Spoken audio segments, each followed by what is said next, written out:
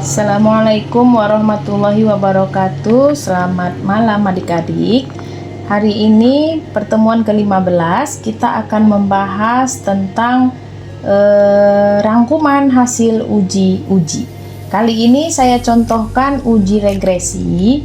Jadi seperti biasa kamu buka aplikasi SPSS, kemudian kita masukkan data dengan cara klik variabel view terlebih dahulu.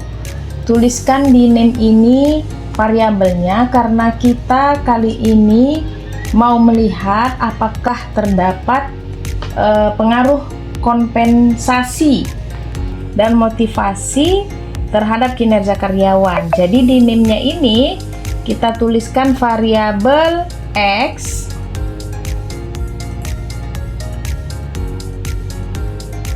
Oke, kita masukkan di name ini variabel X, kita buat aja seperti ini X ya, tipenya numerik, desimalnya kita nolkan. Nah, labelnya ini kita buat kompensasi.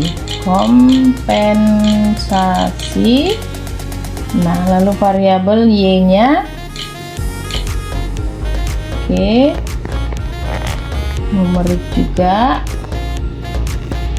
Nah, di sini motivasi ya, motivasi. Lalu yang terakhir kinerja karyawan. Sebentar, ini kita menggunakan dua variabel bebas. Jadi di sini X2.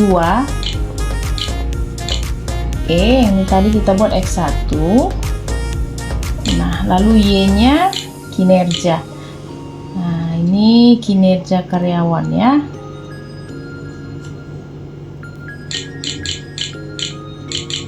Oke, lalu kita klik data view.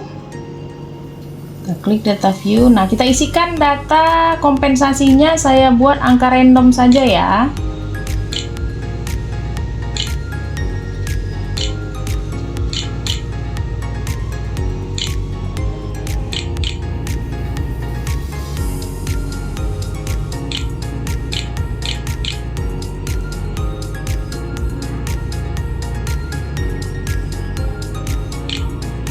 Baik, seperti biasa untuk analisis regresinya kita klik analyze, kita ambil regression, lalu pilih linear. Oke, dependent berarti variabel terikat, kita masukkan kinerja ke kolom dependent, lalu kompensasi dan motivasi itu variabel independent, maka kita masukkan ke sebelah sini. Ini langsung kita klik OK saja.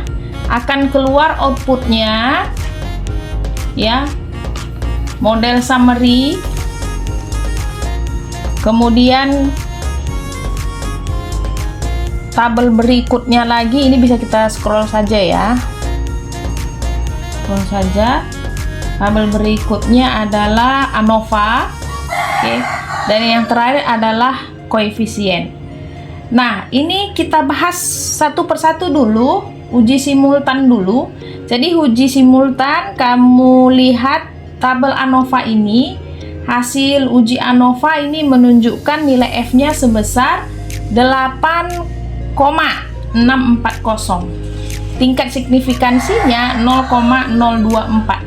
Nah, karena nilai signifikansinya ini lebih kecil dari 0,05, maka disimpulkan variabel kompensasi dan motivasi itu secara simultan berpengaruh signifikan terhadap kinerja karyawan. Nah, ini artinya model regresi yang digunakan layak dan bisa kita pakai untuk memprediksi variabel terikat. Selanjutnya, uji determinasi atau R-square. Nilai R-square itu kita dapat dari model summary, tabel model summary.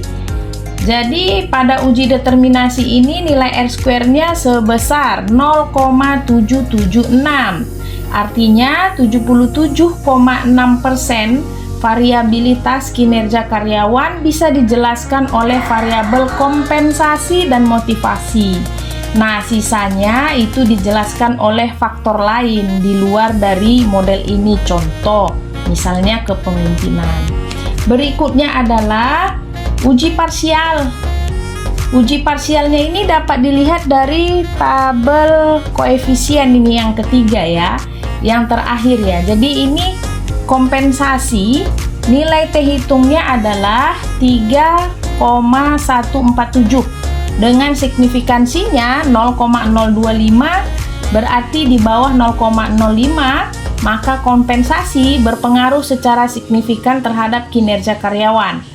Kemudian nilai koefisien regresinya adalah, nah kemudian nilai kompensasinya, nilai regresinya adalah 7,308 yang menunjukkan bahwa setiap peningkatan satu kompensasi akan meningkatkan kinerja karyawan sebesar 7,308. Lalu motivasi juga ini berpengaruh terhadap kinerja karena nilai T-nya sebesar 3,650. Kemudian signifikansinya 0,015 yang artinya lebih kecil dari 0,05. Nah, koefisien motivasi adalah 8,475 yang menunjukkan setiap kenaikan satu satuan motivasi ini akan meningkatkan kinerja sebesar 8,475. Lalu bagaimana membentuk persamaan regresi linier bergandanya, di mana formatnya adalah Y sama dengan konstanta ditambah AX1 ditambah BX2. Nah, di sini konstantanya adalah minus 56,605 ditambah 7,308 X1 ditambah 8,475 X2. Nah, jadi kesimpulannya adalah berdasarkan hasil uji regresi bahwa baik secara simultan maupun parsial, variabel kompensasi dan motivasi berpengaruh positif dan signifikan terhadap kinerja karyawan. Maka perusahaan disarankan untuk meningkatkan sistem kompensasi dan memperkuat faktor-faktor yang memotivasi karyawan karena keduanya terbukti berdampak nyata pada kinerja. Sekian materi pembahasan hasil uji pertemuan ke-15 ini. Sampai bertemu di ujian akhir semester. Wassalamualaikum warahmatullahi wabarakatuh.